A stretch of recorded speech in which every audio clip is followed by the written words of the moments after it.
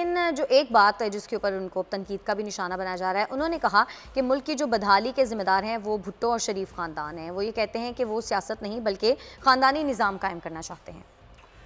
मुझे नहीं समझ में आता है कि वज़ीर आज़म का ये माइंड सेट क्यों है, कैसा है, किस लिए है, किसने बनाया है, क्या चीज़ की है।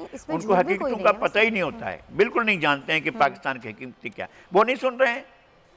वो जो कुछ कहा है अपनी तरदीद करने के बावजूद, जो को FBR के साबिक चेयरमैन ने कहा, वो उनको नहीं सुनाई देता है। हमारे ऊपर क़यामतें किस तरह के स्तर पर मंडला रही हैं उनको नज़र नहीं आता है।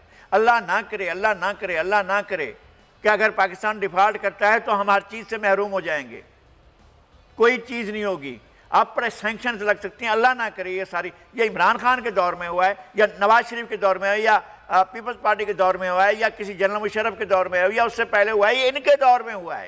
ये सारी क़यामतें जो टूट रही हैं वो इनके दौर में टूट रही हैं। महंगाई इस शरह पर चली गई है, महंगाई हमने माजी में भी देखी थी, लेकिन ये जो महंगाई है इसने तो सारे रिकॉर्ड तोड़ दिए हैं। फिर इसके बाद लोगों का बेरोजगार होना, कुछ लोग अपने हालात से बेरोजगार हुए। इन्होंने कहा था 1 करोड़ नौकरियां दी, इन्होंने 1 करोड़ लोगों को बेरोजगार किया है। अमलन आमदन हकीकी तौर पर बिल्कुल इन्होंने लोगों से रोजगार छीना है।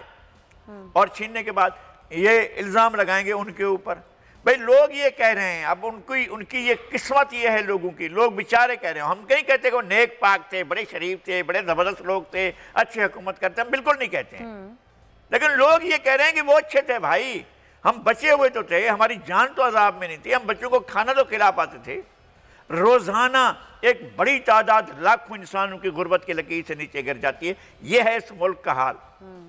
लोग अपने मकान का किराया नहीं दे सकते, लोग बच्चों के लिए राशन नहीं खरीद सकते, लोग बच्चों के लिए ज़रूरियात ज़िंदगी की चीज़ें नहीं खरीद सकते, लोग बच्चों को दूध नहीं पिला सकते। ये सारा कुछ इस दौर के कमाल है भाई।